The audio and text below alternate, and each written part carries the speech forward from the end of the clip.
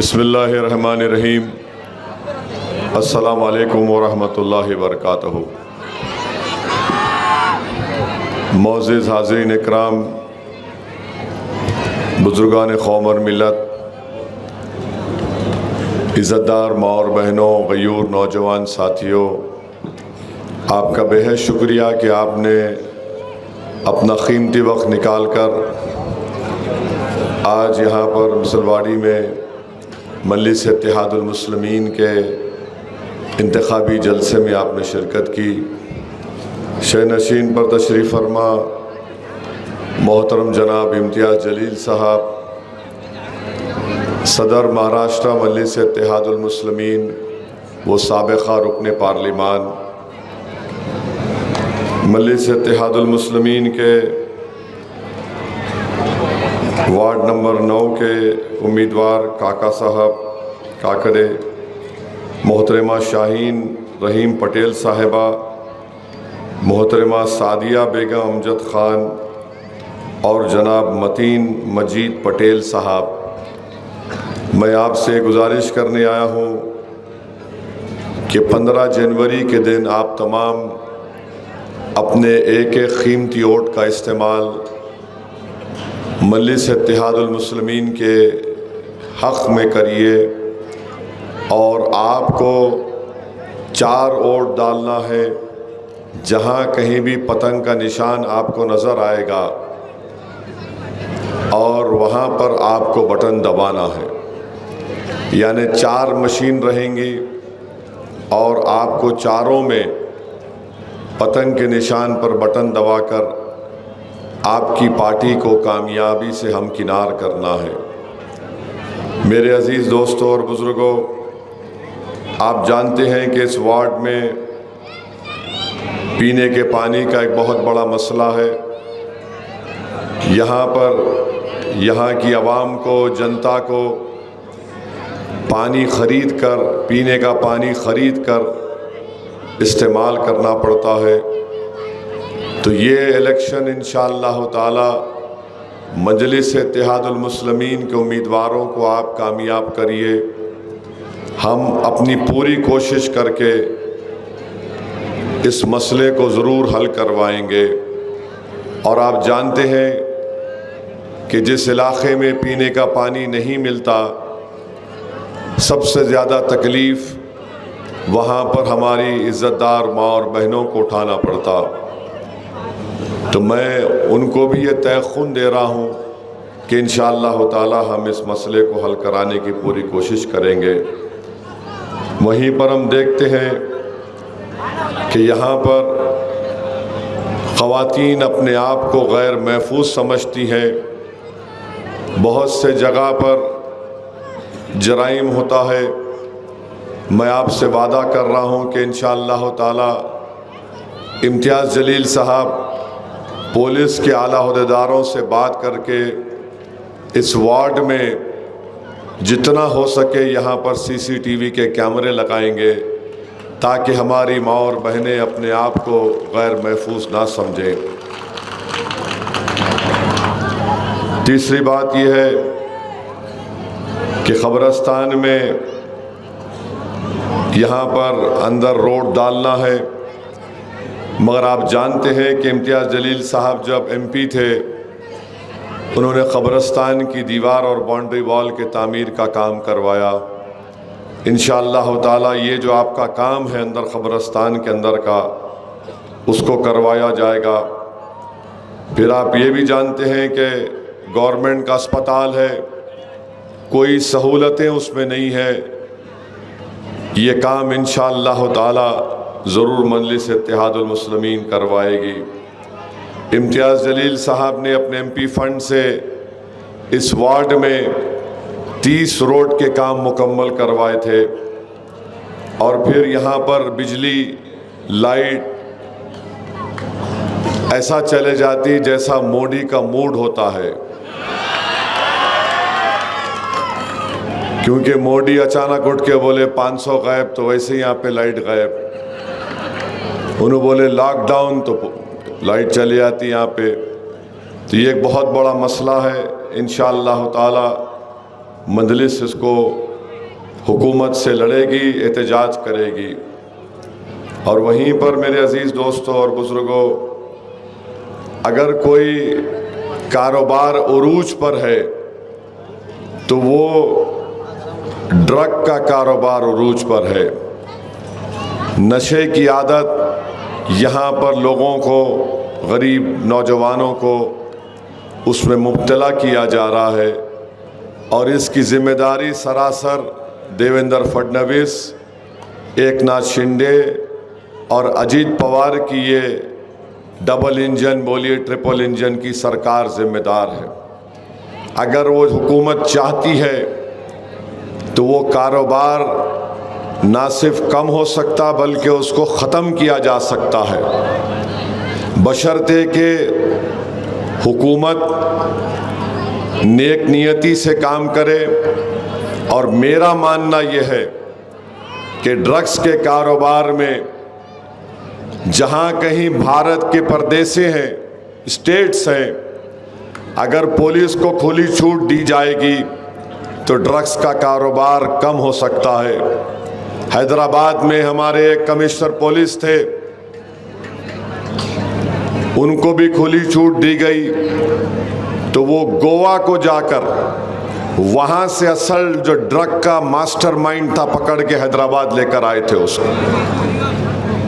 हुकूमत चाहेगी तो ख़त्म होगा। और ये देवेंद्र फडणवीस की सरकार ड्रग्स कंट्रोल करने में ना सिर्फ नाकाम है बल्कि उनके कई रूलिंग पार्टी के अलायंस के लोग उस कारोबार में मुलविस हैं। सारी दुनिया जानती है कि ड्रग्स का ताल्लुक दहशतगर्दी से, आतंकवाद से होता है। नार्को टेररिज्म हम उसको बोल सकते हैं। अफसोस ये है कि ये दीमक की तरह ना सिर्फ हमारे देश को बल्कि हमारे नौजवान नस्ल को तबाह और बर्बाद कर रहे हैं। अज़ां हो रही क्या?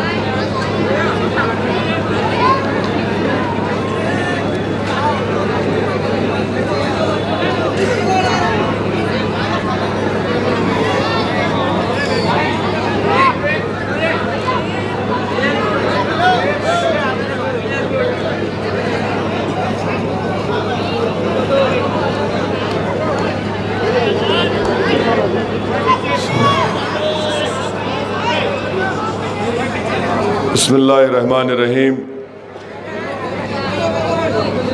आपके इस वार्ड में अबरार कॉलोनी में शलकर नगर में एक पुल की ज़रूरत भी है। इंशाअल्लाह ताला मजलिस इत्तेहादुल मुस्लिमीन इस काम को भी पूरा कराने की कोशिश करेगी। रोड के मसाइल हैं, कई जगह पर रोड की ज़रूरत है। ये भी मजलिस इत्तेहादुल मुस्लिमीन आपसे वादा कर रही है।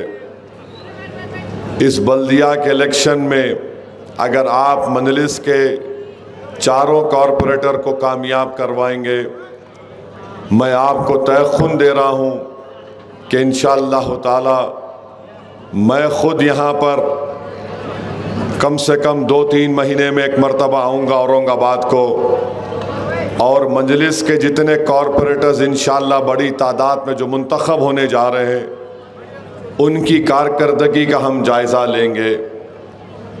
एक बात याद रखिए, इलेक्शन के बाद औरंगाबाद में मजलिस की तंजीम को भी मजबूत किया जाएगा और मजलिस के जितने कॉरपोरेटर हैं उन पर भी हम कड़ी नज़र रखकर इनसे उनके प्रभाग में डेवलपमेंट और तरक्याती काम को करवाएंगे। मेरे अज़ीज़ दोस्तों और बुज़ुर्गों, दूसरी बात का ज़िक्र इम्तियाज़ जलील साहब ने किया कि जो उनकी गाड़ी पर हमला किए बुज़दिल लोग, मुझे अफसोस होता है कि ऐसे किस्म के लोग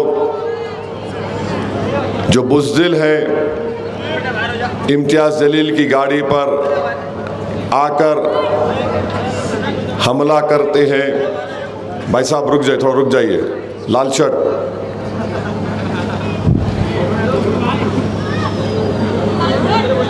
हम यही उम्मीद करते हैं कि क़ानून अपना काम करे, मगर अगर क़ानून आँख बंद कर लेगा, कान बंद कर लेगा और क़ानून अपना आँख को फिरा लेंगे तो फिर ये ठीक नहीं है। देखिए, याद रखिए, आम दिनों में कोई गड़बड़ करता है और चुनाव के दौरान कोई करता है, ये बहुत गलत है और किसी को भी इख्तियार हासिल नहीं है कि चंद गुंडों को भिजाकर गाड़ी पे हमला करा देते हैं। मैं उन लोगों से भी कहना चाह रहा हूँ, बाबू कभी बोल के आओ ना।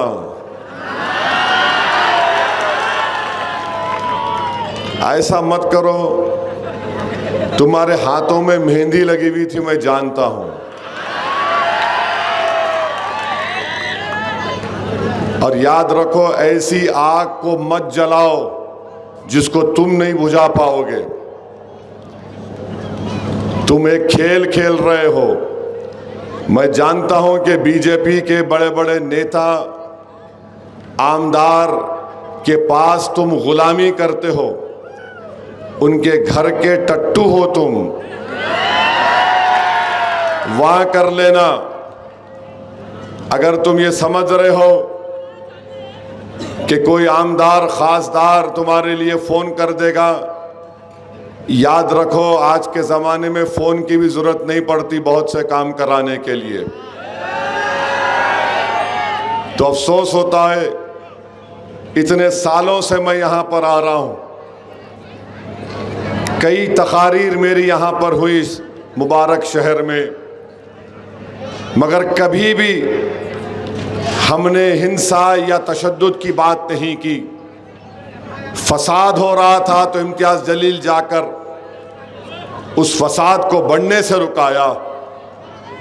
अगर सियासी फ़ायदा कराना चाहते तो इम्तियाज़ जलील घर को आके बैठ जाते थे, मगर इम्तियाज़ जलील नहीं चाहते थे कि इस शहर का अमन बर्बाद हो जाए। हम उम्मीद करते हैं कि एडमिनिस्ट्रेशन इसका सख्ती से नोट लेगा और जो भी उनको करना है करना पड़ेगा। फ्री एंड फेयर इलेक्शन होना चाहिए और होगा इंशाअल्लाह ताला। और अगर कोई 15 तारीख के दिन भरतनाट्यम करना चाह रहा है तो याद रखो, हम भी 3 मार का नाच कर सकते तुम्हारे साथ। तो ये इनको समझना चाहिए। और ये बांकड़े पहलवान हैं, चड्डों में से मोंडे पलट गए इन लोगों के। हराम खा खा के हराम काम करते हैं, तो जाहिर है जो पेट में जाएगा तो वही हरकत होती है। मेरे अजीज दोस्तों और बुजुर्गों, मुकाबला यहां पर बीजेपी से है। ये जो इम्तियाज जलील की गाड़ी पे हमला कराए वो नरेंद्र मोदी के चेले हैं, देवेंद्र फडणवीस के चमचे हैं, आरएसएस के एजेंट हैं। इसीलिए क्योंकि बीजेपी नहीं आ रही यहां पर, तो इन्होंने अपने चमचों को, प्यादों को मैदान में उतारा। और सुनिए, जब से नरेंद्र मोदी देश के प्रधानमंत्री बने मॉब लिंचिंग में इजाफा हो गया। जब से नरेंद्र मोदी देश के प्रधानमंत्री बने गौ रक्षक के नाम पर इंसानों को मारा और पीटा जा रहा है, बुलडोजर का गलत इस्तेमाल हो रहा है। जलगांव में शमशाद पठान को उसी के साथियों ने, बचपन के साथियों ने मिलकर उसका कत्ल कर दिया। 5 पीढ़ी से वो वहां पर गांव में रह रहे थे। उसके बाप ने कहा कि अब मैं नहीं रह सकता, मेरे ही गांव में जहां पर मेरी 5 पीढ़ी यहां पर रही, उनके सामने मेरे बेटे को मार दिया गया, मैं इस गांव को छोड़कर जा रहा हूं। फिर हम देखते हैं कि बीजेपी, शिंदे और अजीत पवार की सरकार में मंत्री हैं, बाबा साहेब अंबेडकर के संविधान पर ओथ लेते हैं और रोज अनाप शनाप बकते रहते हैं मुस्लिम अल्पसंख्यक समाज और दलितों के खिलाफ। इनको किसी की फिक्र नहीं है और बोले जाते नफरत को आम कर रहे हैं।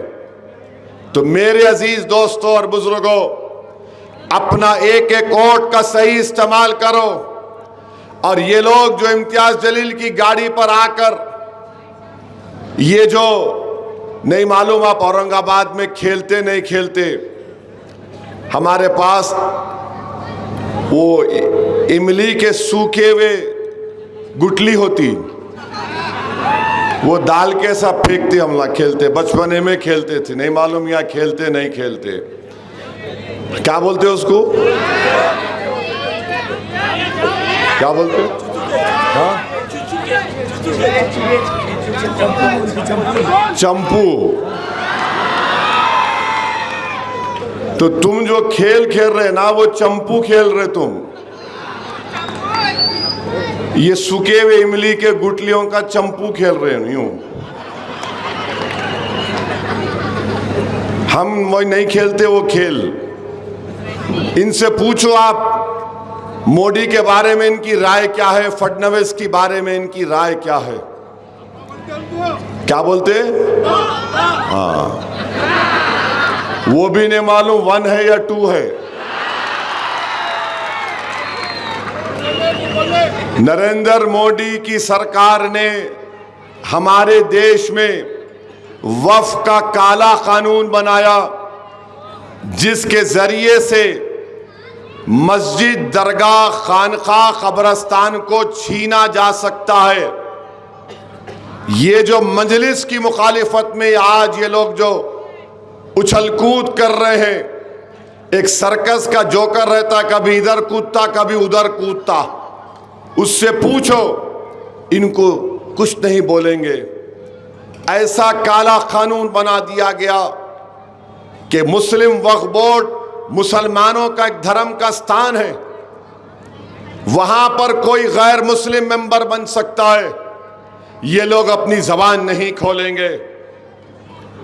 हमारे हिंदू धर्म के भाई के स्थान है, बौद्ध धर्म के स्थान है, वहां पर उन्हीं का मजहब का आदमी मेंबर बन सकता है और वैसा ही सही है। मगर जब मुसलमानों के धर्म स्थान की बात आई वक्फ बोर्ड की, तो मोदी ने कहा कि नहीं, यहां पर कोई गैर मुस्लिम कोई मेंबर बनाया जा सकता है। मेरे अजीज दोस्तों और बुजुर्गों, वक्फ की जायदाद पर अगर कोई कब्जा करता है, तो चाहे वो 20 साल 12 साल से कब्जे में हो, उस जायदाद का मालिक वक्फ बोर्ड होता है। तो मोदी ने कहा कि लिमिटेशन एक्ट अप्लाई होगा, जो 12 साल से कब्जे में मालिक हो जाएगा। वक्फ बोर्ड का मालिक अल्लाह होता है, इंसान नहीं होता है। अगर कोई महाराष्ट्र में औरंगाबाद में मस्जिद, दरगाह, ASI की 100 साल पुरानी इमारत है और प्रोटेक्टेड मॉन्यूमेंट है, तो उसका मालिक अब वक्फ बोर्ड नहीं है, उसका मालिक आसार कदीमा है, जो नरेंद्र मोदी की सरकार के मातहत आ जाएगा। और कभी भी उस दरगाह को, मस्जिद को ताला लगा दिया जाएगा, या फिर ये कहा जाएगा कि सिर्फ तुम जुम्मे की नमाज पढ़ो आकर, या फिर कहा जाएगा कि जोहर और असर की नमाज पढ़ सकते सिर्फ आप। ये कानून बनाया गया, कलेक्टर को पूरे अख्तियारात दे दिए गए कलेक्टर वक्फ प्रॉपर्टी को नॉन वक्फ डिक्लेयर कर सकता है। जाकर किसी वकील से पूछो आप। असदुद्दीन ओवैसी ये कह रहा था, मैं इसलिए कह रहा हूं कि पार्लियामेंट की जॉइंट वर्किंग कमेटी का मैं मेंबर था, 6 महीने हम लोग उस पर मेंबर था। मैंने 127 पेजेस की हिज़्ब इख्तिलाफ की रिपोर्ट दी, डाइसेंट रिपोर्ट दी। उसके एक 44 तरमीमात को ज़बानी जानता हूं। बताइए आप, अगर हमारे मजहबी जगहों को कोई कानून बनाता हासिल करने के लिए, और मेरी बात याद रखो, खुदा ना खास्ता संभल की मस्जिद अब परेशानी के माहौल में आ चुकी है कानून बनने के बाद। क्या तुमने नहीं देखा कि दिल्ली में 100 साल पुरानी मस्जिद है, सर्वे होता है, मस्जिद कमेटी को नहीं मालूम, सर्वे हो जाता। 1970 का गजीट है कि यह वक्फ की जायदाद है 100 साल पुरानी, यानी 1970 का गजीट कह रहा है कि 100 साल पुरानी, यानी 140 साल पुरानी मस्जिद, और उसकी जगह पर हाई कोर्ट ने गलत फैसला दे दिया। उसको रेफर करना था ट्राइब्यूनल को। दिल्ली वक्फ बोर्ड क्योंकि बीजेपी के कंट्रोल में है, गूंगा और अंधा बन गया, और सुबह 1 बजे बुलडोजर लाकर उस मस्जिद की जो जायदादें थी तमाम को तोड़ दिया गया। मेरे भाई याद रखो, हमेशा हमको नुकसान गैरों से ज्यादा अपनों से हुआ है। टीपू सुल्तान से गद्दारी करने वाले कौन थे? मुसलमान थे। जगह बताई अंग्रेजों को, यहां से आ जाओ और टीपू पे हमला करो। अंग्रेजों को रास्ता बताने वाले। टीपू शहीद हो गया, जमीन पर गिर गया।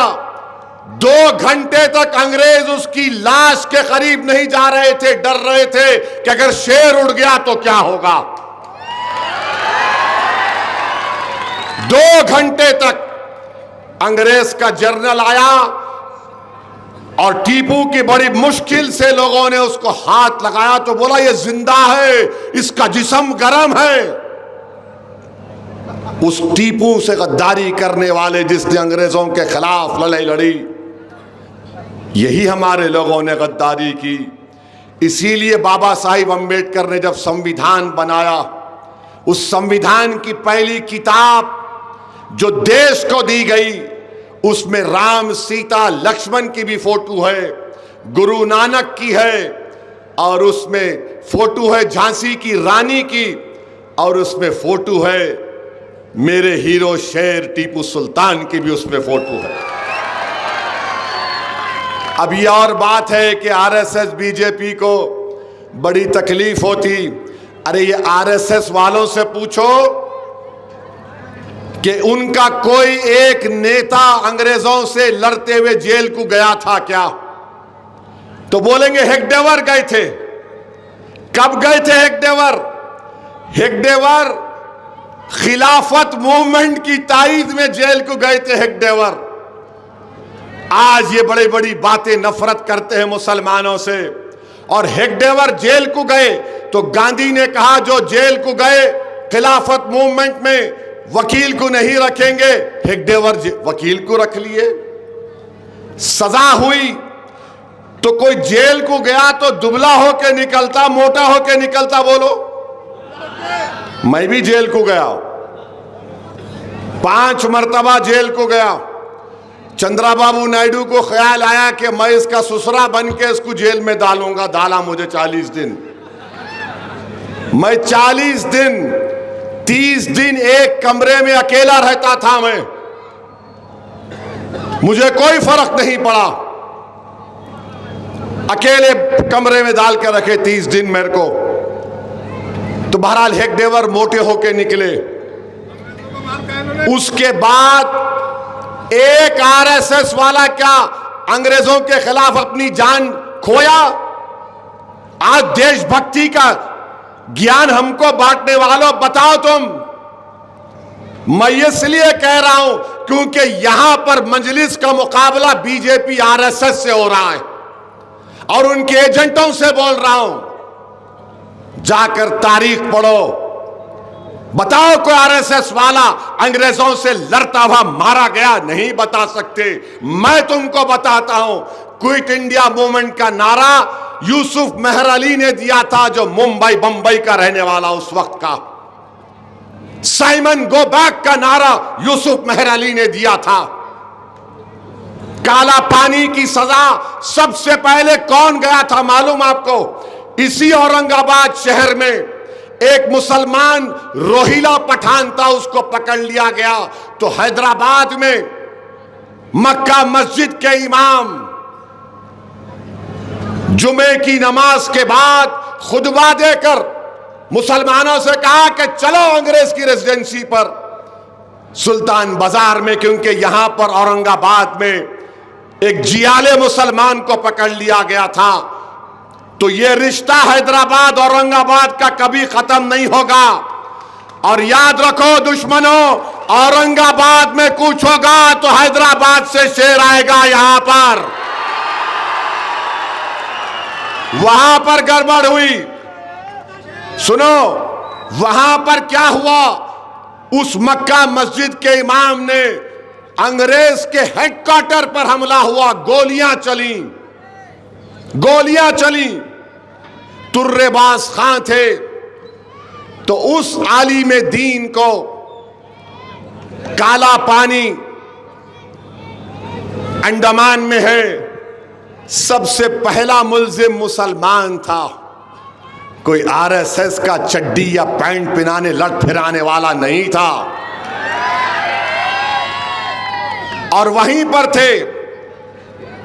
अंग्रेज बोले कि बूढ़ा हो गया, लेके जाओ, तो निजाम बोले नहीं, ये आएगा तो और खतरनाक हो जाएगा। तो ये तारीख पढ़ते नहीं और झूठ बोलते, हम पर इल्जाम लगाते बांग्लादेशी। अरे बांग्लादेशी छोड़ो, इस हम जिंदा रहते तो अपनी मां की कोख से इस जमीन पर पैदा होते। जब बड़े होते तो इस जमीन पर सजदा करते, अल्लाह की इबादत करते हैं। जब अल्लाह के हुक्म से उसके पास वापस जाते हैं तो इस जमीन के अंदर चले जाते। हमारे कब्रिस्तान आरएसएस वालों, हमारी वफादारियों की भी निशानी है। तो मेरे अजीज दोस्तों और बुजुर्गों, आप अच्छा पेट्रोल की कीमत क्या है बोलो?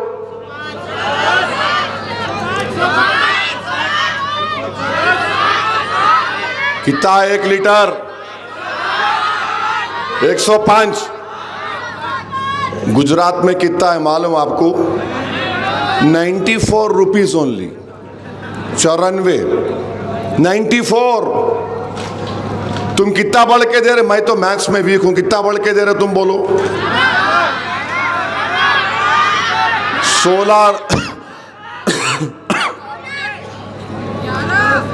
अब आप बताओ, ट्रिपल इंजन की सरकार है हमारी। अभी ट्रिपल इंजन है तो वहां यहां पेट्रोल महंगा क्यों हो गया? नहीं, बुलेट ट्रेन ला रहे ना, बुलेट। वो हैदराबाद में बोले तो बोलेंगे बैगन का बुलेट, पेट्रोल कम कर ले बाबा पहले। पेट्रोल कम नहीं हो रहा, मगर पेट्रोल कम नहीं हो रहा तुम्हारे लिए, मगर उनके जो एजेंटों की गाड़ी में बराबर पेट्रोल डाला जा रहा, ताकि आग लगाओ, तुम्हारे इत्तेहाद को तोड़ दिया जाए। इस फर्क को आपको महसूस करना है। इनके पास कोई प्रोग्राम नहीं है। इतने साल से औरंगाबाद में बल्दिया आपके पास है, तुम पीने का पानी हल नहीं कर सके, तुम यहां पर कुछ नहीं कर सके। और हर चुनाव आता, गाली किसको देते? ओवैसी को गाली देते। अब तो शिंदे की सभा में पतंग आई तो बोला कटी कटी। कोई कटता नहीं, जो अल्लाह के नाम पे कटता वो जिंदा होता है, याद रखो, मरता नहीं है वो। क्या करोगे तुम? क्या क्या करोगे तुम बताओ? सारी दुनिया देख रही है तुम्हारी हरकतों को। ये बड़ा हमको बांग्लादेशी बोलते मुसलमानों को। आपको मालूम मोदी की एक बहन दिल्ली में बैठी हुई है, उसको नहीं भिजाते बांग्लादेश को? क्यों नहीं भिजाते उसको? भिजाओ ना उसको। देवेंद्र फडणवीस बोल रहे हम 100 बस तैयार रखे। क्या करते तैयार रख के? बैठ के फिरते। दूल्हे कैसा तुम उसमें? हम 100 बस तैयार। कौन है तुम? Identification of a foreigner is the responsibility of MHA। वजारत दाखिला को देखना पड़ता है। वो भी कैसे? 3 IAS ऑफिसर MHA के डिसाइड करते, फैसला करते, फिर फॉरेनर्स ट्रिब्यूनल को जाता। ये लोग क्या किए? पूना से, भिवंडी से, बंगाल से आए हुए भारत के नागरिकों को पकड़ के भिजाए और वहां पर बांग्लादेश के अंदर भिजा दिए। मेरे भाई, ये काम ये लोग करना चाहते हैं। अच्छा, वहां से अगर बांग्लादेश से कोई आ रहा यहां पर महाराष्ट्र में, तो क्या कर रही मोदी सरकार? बॉर्डर कंट्रोल तुम्हारे पास, पुलिस तुम्हारे पास, इंटेलिजेंस तुम्हारे पास नहीं। वो बहुत पोरस बॉर्डर है, कट्टा। अरे तुम क्या कर रहे फिर वहां पर? बांग्लादेश पर जो फेंसिंग करना, 11 साल में कितने किलोमीटर की फेंसिंग मोदी आप करे बताओ देश को? 10 किलोमीटर की फेंसिंग नहीं करे। और आज वो बांग्लादेश में ISI जाकर बैठ गया, चाइना जाके बैठ गया, और ये RSS बीजेपी वाले बांग्लादेश बांग्लादेश बोल रहे। अरे जालिमों, तुम्हारे दिमागों पर पर्दा भी पड़ा हुआ है। तुम आखिरी ट्यूबलाइट हो।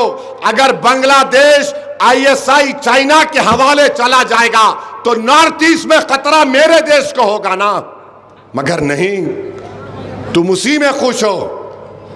तो मेरे अजीज दोस्तों और बुजुर्गों, इस काले वफ कानून के खिलाफ आपको वोट देना है। देंगे ना मेरे भाई?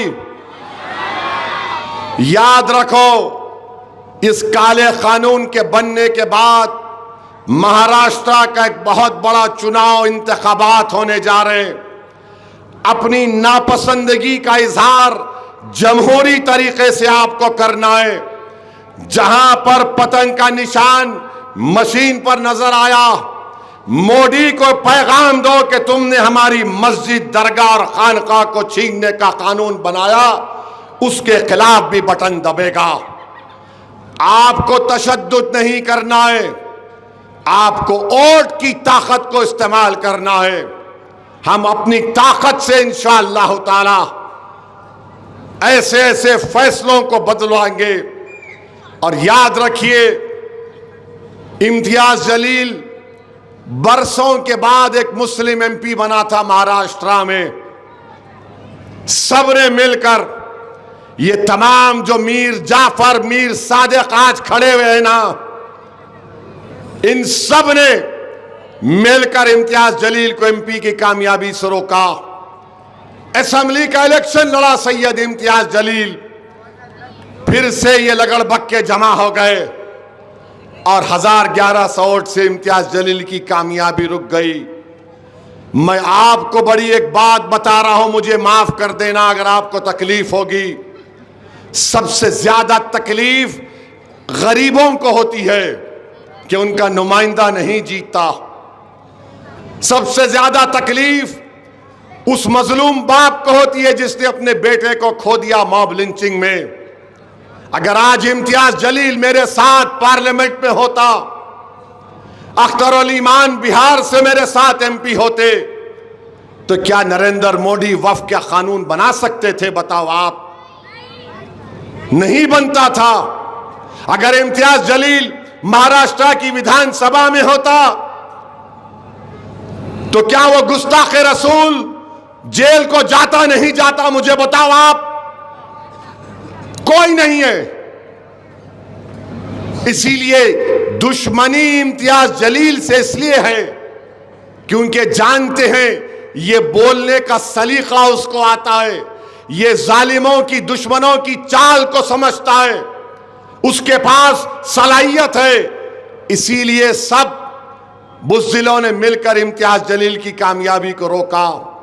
मगर मैं उन जालिमों को पैगाम दे रहा हूं, 2029 आएगा, यहां से हमारे 2 आमदार या 3 आमदार भी रहेंगे, हमारा खासदार भी दोबारा मुंतखब होगा इंशाअल्लाह ताला। क्या आप करेंगे इंशाअल्लाह ताला? बताइए। उसके लिए आज औरंगाबाद की पूरी बल्दिया में मजलिस के जितने उम्मीदवार हैं उनको कामयाब करना है। जो गद्दार हैं, जो पीठ पर खंजर मारते हैं, इनको शिकस्त दीजिए, इनकी जमानत को जब्त करवाइए। अरे क्या तुम नहीं देखते कि हमारी बेटी जो डॉक्टर का तखर्रुर का लेटर लेने जाती है, उसके चेहरे से नकाब खींचा जाता है, इनकी मुंहों में, इनकी जबानों पर ताले लगे हुए हैं। एहतजाज करने वाला अख्तरुल ईमान था। उस हमारी बेटी के शौहर से मैंने बात की, उनको बहुत समझाया कि जाओ अपनी बीवी से कहिए कि नौकरी पे जाए, मगर उन्होंने कहा कि असद भाई हमारी बीवी एमडी कर रही है। इतना डर बिठा दिया उन लोगों को। मैं आपसे अपील कर रहा हूं, डरने और घबराने की जरूरत नहीं है। हमारा ईमान हमको पुकार पुकार कर कहता है, तुम दुनिया में एक ही मर्तबा होगे, तुम एक ही मर्तबा मरोगे, बार बार नहीं मरोगे। मरना तो एक ही बार है, मगर मर्द और मुजाहिद और वो जियाला वो है जो हमेशा इस बात का ख्याल रखे कि मेरे मरने के बाद दुनिया मुझे किस नाम से याद करेगी। मैं मर जाऊंगा, मुझे जाना है, तो मेरी ख्वाहिश यही है कि जब मैं इस दुनिया से चला जाऊं तो लोग ये बोले ये औरंगाबाद की जनता का दीवाना था, इसने कहा था कि मैं मर जाऊं तो इस सरजमीन में दफना देना। लोग ये कहेंगे कि ये रसूलुल्लाह सल्लल्लाहु अलैहि वसल्लम के गुलामों का गुलाम था। मेरे अजीज दोस्तों और बुजुर्गों, मैं आपसे अपील कर रहा हूं कि जब तक वो ऐसी जिंदा रहेगा, कोई मैका लाल आ जाए, मैं मरने के लिए तैयार हूं, इस काज के लिए, अपनी जमात के लिए। मेरे अजीज दोस्तों और बुजुर्गों, एक एक वोट को इस्तेमाल करिए और जमहूरी तरीके से जवाब दीजिए उन गद्दारों को, उन जालिमों को जो हमारे इत्तेहाद के दुश्मन हैं, जो हमारे इत्तेहाद को कमजोर करना चाहते हैं। अरे भारत से कोई बड़ा नेता आ जाए, मैं चैलेंज के साथ कह रहा हूं कि एक हफ्ते में मजलिस के 2 जलसे हुए, लाखों सलाम तुम पर, तुमने आम खास ग्राउंड को भर दिया, चक्का जाम कर दिया। लाओ बड़े बड़े नेता आए तो उनको गाड़ी में लाना पड़ता, 500 ले, एक वो ले, एक बाद में कुत्ते का पेशाब पी लेके जाओ। मजलिस का जलसा होता है, ये तुम्हारी मोहब्बत है। मेरे पास तो अल्फाज नहीं है कि मैं कैसे अदा करूं। मैं सलाम करता हूं हमारी माँ और बहनों को भी। जब कभी भी पैदल दौरा करता हूं तो हमारी माँ और बहनें और बेटियां जिस मोहब्बत से मुझसे पेश आती हैं और जिस तरीके से आकर कहती हैं कि असद भाई हम तुम्हारे साथ हैं, तुम आगे बढ़ो, तुम आगे बढ़ो। आज एक हमारी एक ज़ईफ माँ आ गई, आकर मेरा हाथ पकड़कर कहा तुम लड़ना, पीछे नहीं हटना, तुम लड़ना, पीछे नहीं हटना। मेरे रोंगटे खड़े हो गए। मैंने दिल में अल्लाह से दुआ की, परवरदिगार इस औरत की दुआ तू कबूल कर ले, तू मुझे हमेशा इस काबिल बना के मैं लड़ता रहूं मजलूमों के लिए, चाहे वो मुसलमान हो, दलित हो, कोई हो। तो मेरे अजीज दोस्तों और बुजुर्गों, लड़ाई लड़ना है। दुनिया दारुल अमल है, दारुल जजा रसूलुल्लाह सल्लल्लाहु अलैहि वसल्लम की शिफात पर हमको मिलेगा इंशाअल्लाह। मगर ये दारुल अमल है, मसाइब और मुश्किलात हैं, डरना नहीं, मायूस नहीं होना। और तुमको मिसाल देकर जा रहा हूं, फलस्तीन में, गाजा में 65,000 लोग मारे गए, 65,000। उसमें से करीब 35 या 40,000 तो खाली मासूम बच्चे थे। तुमने एक न्यूज पढ़ी कि गजा के किसी एक फलस्तीनी ने खुदकुशी कर ली? तुमने एक न्यूज पढ़ी कि गजा में किसी ने मायूस होकर ड्रग्स लेना शुरू कर दिया?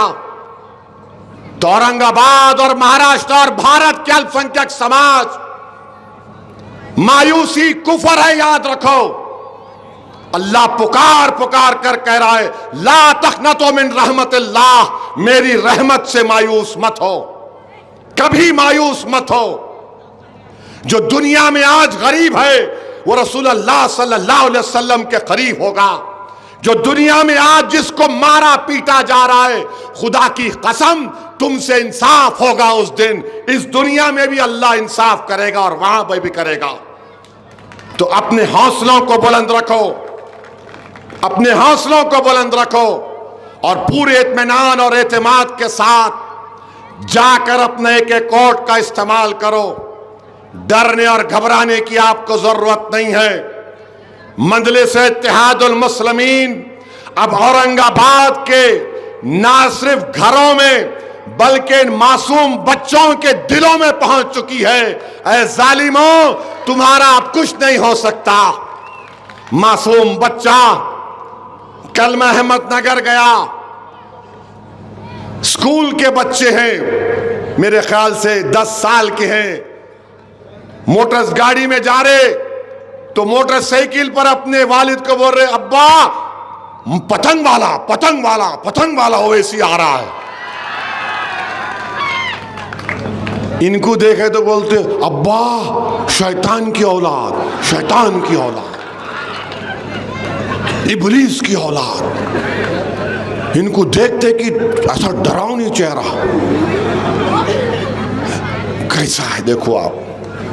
तो मेरे अजीज दोस्तों और बुजुर्गों, 15 तारीख के दिन आपको पतंग के निशान पर बटन दबाना है। ये नेशनल चैनल के लोग भी आए, टाइम्स नाउ भी है, थैंक यू। अब आपको भी बताता हूं, पिछले बार विधानसभा के इलेक्शन में नारेगांव में और आम खास ग्राउंड पे मैं 15 मिनट बोलते कि उन्हें चला दिए, दूल्हा बना दिए मेरे को। मगर खुदा की शान देखो आप, इनका बोलना इन पे भारी पड़ गया। कुदरत के फैसले कैसे होते देखो आप। 15 मिनट में बोला, तकरीर को 15 मिनट बाकी है 10 बजने में, ओ इसी 15 मिनट बोले। तो अल्लाह कुदरत का निज़ाम ऐसा है कि खुद फैसला हुआ कि 15 तारीख को पतंग पे बटन दबाओ। मैं नहीं बोला 15 मिनट, ना मैं 15 बोला। हाँ, किसी के 15 बच्चे हैं तो कोई बात नहीं, क्योंकि आजकल बीजेपी के लोग बोल रहे 4 पैदा करो, पैदा करो। नहीं, पैदा करना चाहिए। हमारी आबादी बूढ़ी हो रही है। 20-25 साल के बाद इस देश में 12-13% लोग बूढ़े रहेंगे। जब महंगाई क्या होगी सोचो आप। तो खैर, बोलने का मतलब ये था कि मैं नहीं बोला 15 के दिन ही आपको 15 मिनट के लिए नहीं, 10 घंटे आपको खाली जाना, दबा दबा दबा दबा दबा दबा,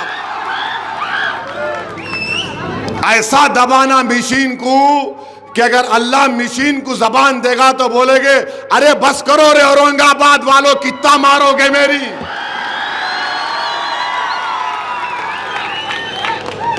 तो क्या करेंगे, मशीन को मारेंगे ना। ये उंगली उठाना, पतंग देखते कि ये ले, ये ले। तू गाड़ी पे एक मुक्का मारा, 4 ले। तू वफ का कानून बनाया, ये 4 ले। तू मेरे को बांग्लादेशी बोला, ये 4 ले। ये करेंगे ना आप, तो पानी का निजाम होगा बहाल, जरा सेल फोन तो खोलो, लाइट खोलो, लाइट खोलो, तुमला भी खोलो लाइट, लाइट खोलो, निकालो।